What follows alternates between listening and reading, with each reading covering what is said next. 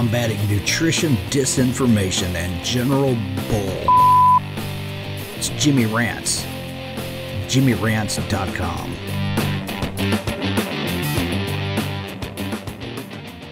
What's up, you guys? Welcome back to another Instagram Live, and we're here with another episode of Jimmy Rants. I hope you're enjoying these rants. Sometimes they're topics that are informative, and sometimes they're inspirational, but we always like to rant to give you something to think about in your own health journey. So thanks for being here. So JimmyRants.com is where you can go if you want to see the past rants that we've done. We've got them housed all on YouTube. If you're watching this on YouTube, you can go to Instagram. Follow me at Livin' Low Carb Man, LIVINLOWCARBMAN. And you can watch me live in the morning and afternoon Eastern time. And then we also will have the video up there for 24 hours. And JimmyRants.com is where all the YouTube videos are for those of you that watch me on Instagram. And then very soon we'll have a brand new podcast that will take the best snippets from these Jimmy Rants and put them in podcast form. So stay tuned for that. So today's Jimmy Rants topic, I think you're going to like it, because I get a lot of emails from people asking, how in the world do I deal with a belligerent doctor that thinks I'm going to kill myself with my keto diet? So how do you deal with a belligerent anti-keto doctor? And unfortunately, doctors, some of them are set in their ways, especially the older generation of doctors who have been doing this for a very long time. They haven't seen the inside of medical school since Ansel Keys was doing research, which was in the 1950s, since Eisenhower was president. So some of that old guard, I'm exaggerating, of course, but some of that old guard really has to die off for some of this to change. But even some of the new doctors are just so strict with what they've learned. And what they've learned is physiology and pharmacology. And you have to know that going in to see your doctor, that their experience with nutrition is so minimal that asking your doctor about nutrition is about like asking your plumber about how to, fix your lawnmower. It just, maybe they know a little bit about how to do it, but they're not trained in that. They weren't given any information about that. So what do you do when you go to your doctor and you've been keto and suddenly they look at your cholesterol panel, for example, and they're, you need to take a statin medication? And I've said this on previous Jimmy Rants, but I'm going to repeat it again here in case this is the first time you've watched me rant.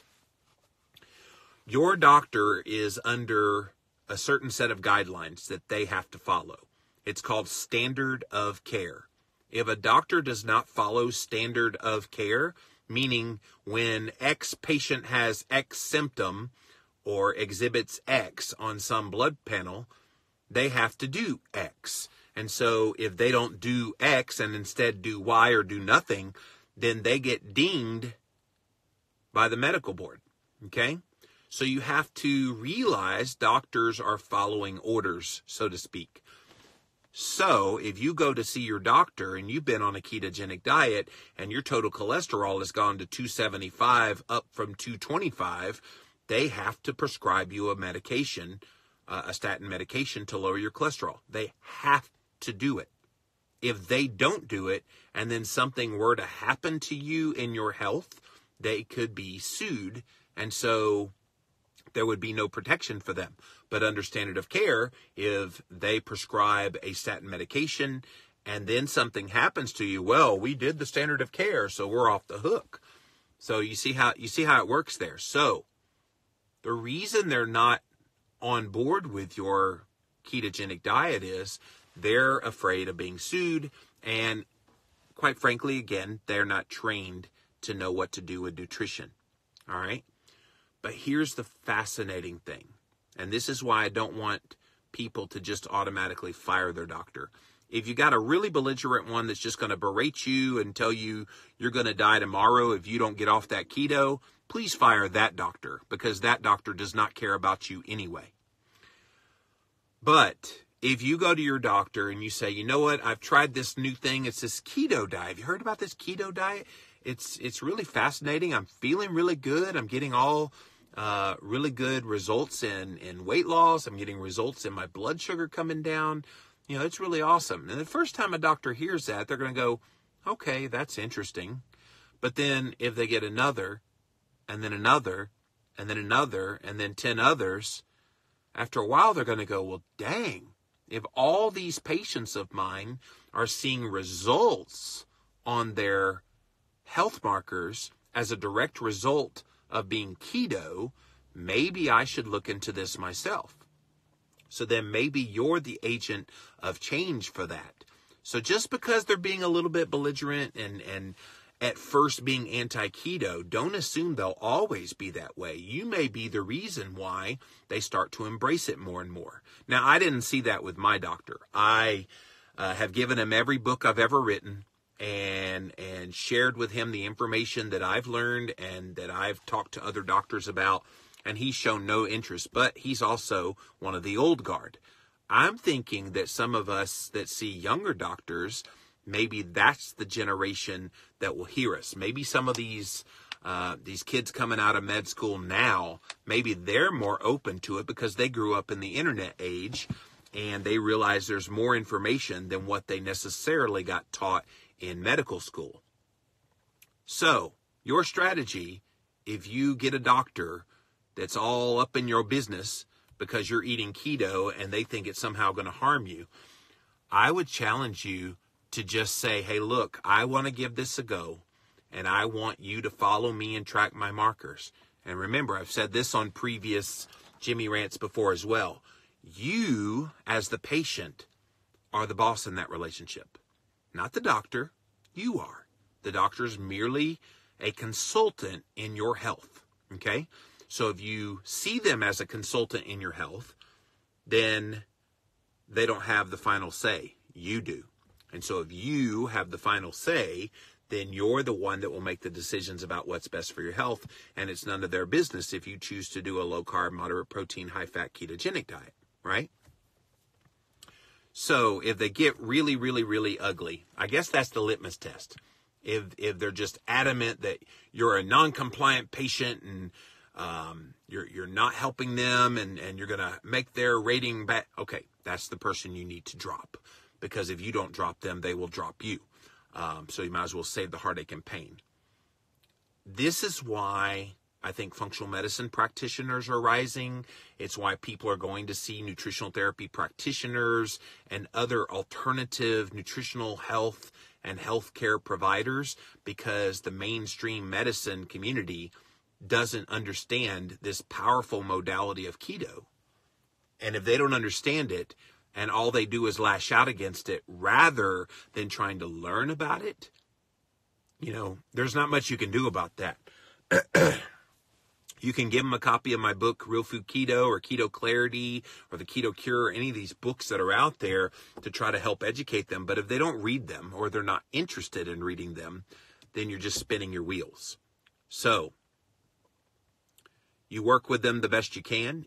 And I know a lot of people, they love their doctors. I loved my doctor until last year when I went in and I said, look, I need this test, this test, this test, this test. And one of the tests that I asked for was a fasting insulin. And my doctor refused to run it.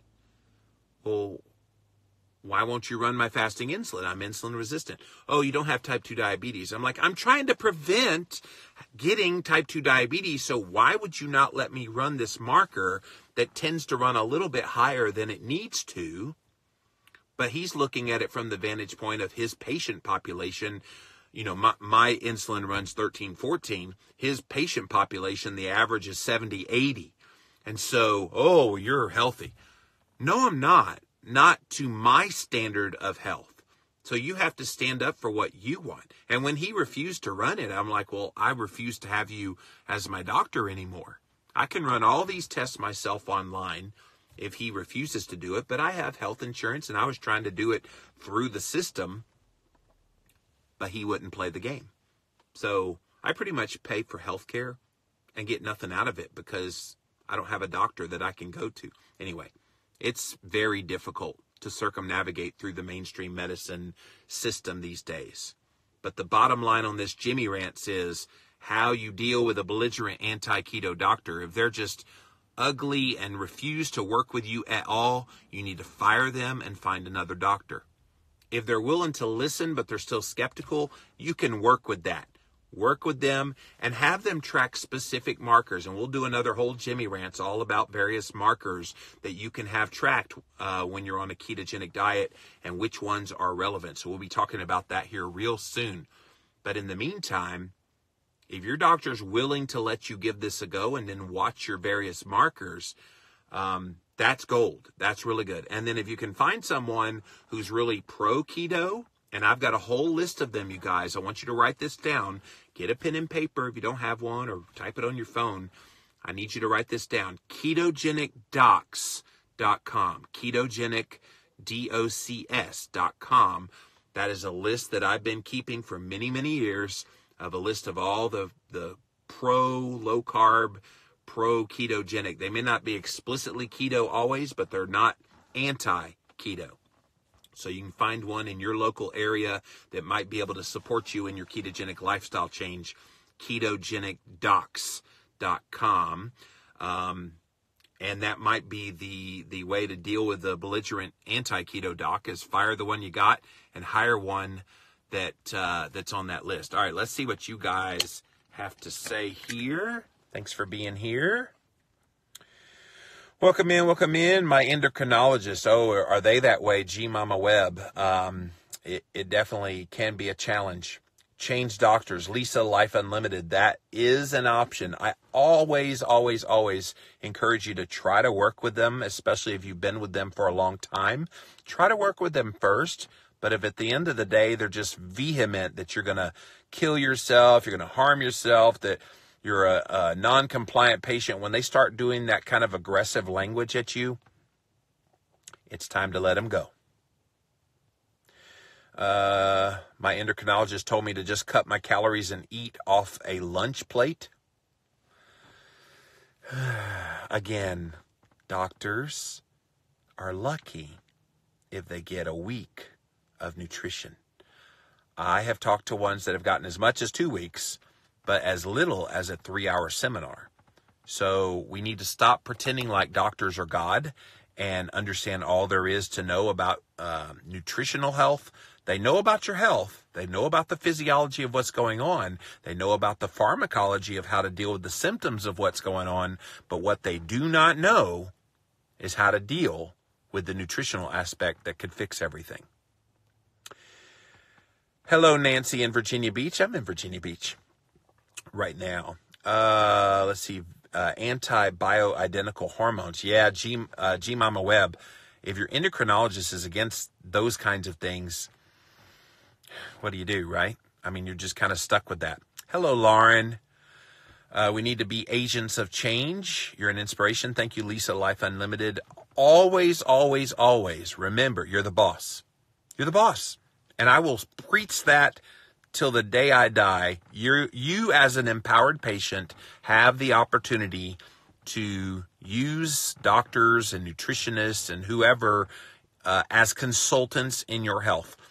Nobody can tell you how you can live your life and how you make decisions about what's right for your health. You're the final arbiter. You're the one that says, this is what's going to happen. Okay? Let's stop giving that role to doctors. Let's stop having them tell us we must take a drug or we're going to die. You know, obviously there's certain situations where you do want to take the drug, but not for like high cholesterol where you take a statin medication. You have to make those decisions, and you get lots of consults from various experts that can help you with that.